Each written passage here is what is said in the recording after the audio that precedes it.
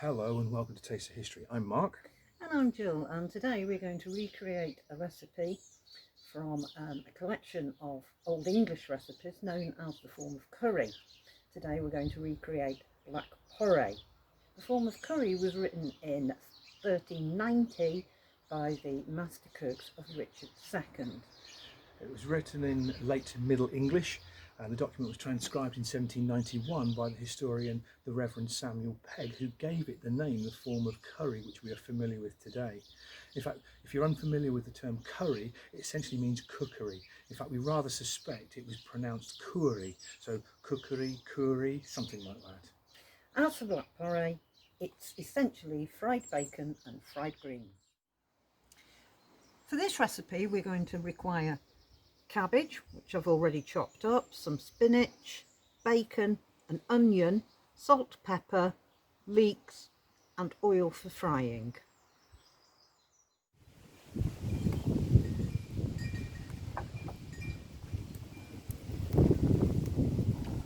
So, into our boiling pot we place our greens. In this case we've got our chopped cabbage, our diced onion, our shredded spinach, and of course the chopped leeks, which is where this dish gets its name from, because it's actually from the Latin porrum, which means leeks, hence the term black porray. We've got to cook these for about 5 or 10 minutes until tender and soft, and then we should be okay.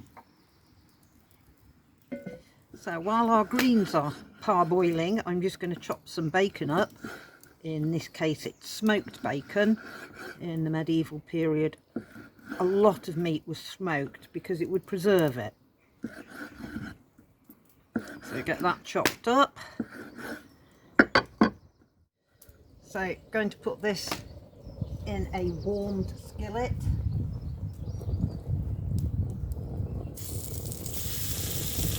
And we just fry this off while we're waiting on our greens.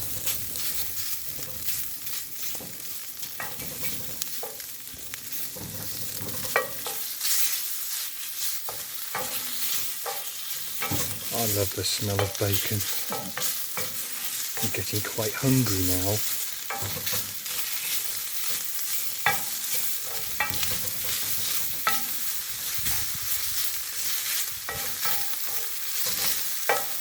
So once the bacon's cooked off, we remove the bacon from the pan, but keeping the bacon fat because that will help the flavour of our greens.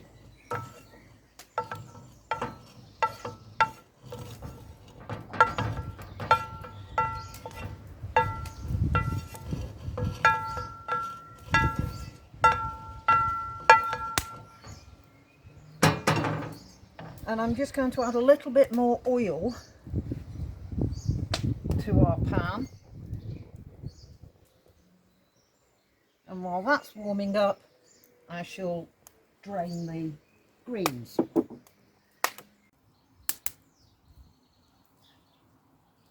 So our greens have been blanched for 5 to 10 minutes.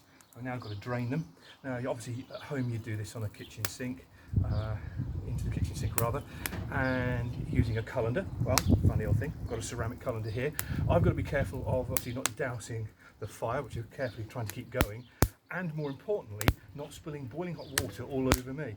So using a ladle out of our colander, we will attempt carefully out of our cauldron even. Yes, they're C words, I don't understand it. I'm quite happy to eat the food, I don't know how it's produced. We take our greens carefully from our pot, putting them into our colander, draining the water. I say being careful not to splash myself, because trust me, pouring boiling water all over yourself is very painful. Right, I'm sure that will be fine. So now I need to pass these back to Jill, who will now finish off the dish. Thank you, my dear. So our greens go back into the frying pan.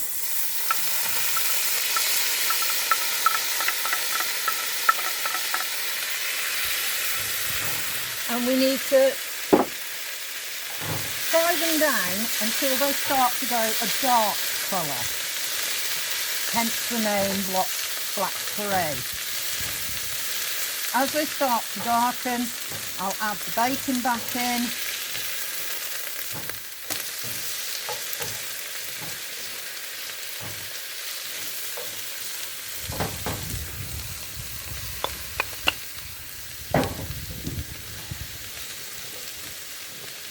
Pepper.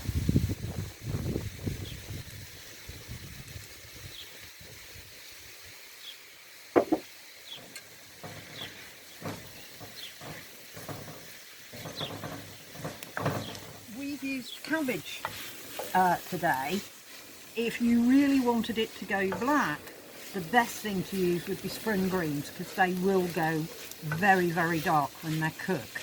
But as you can see, it is changing colour, and at the risk of overcooking it, I think we serve it forth.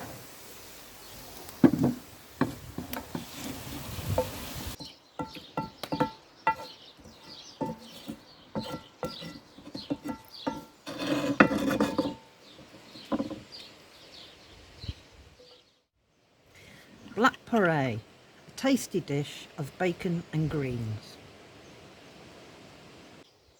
Thank you for watching. We both hope you've enjoyed this video, and if you're inspired to recreate this dish at home, then you can find the full recipe on our website at www.tastesofhistory.co.uk, where you can also find out some more information about us, what we do, and some other recipes inspired by history. So until then we meet again, take care and farewell.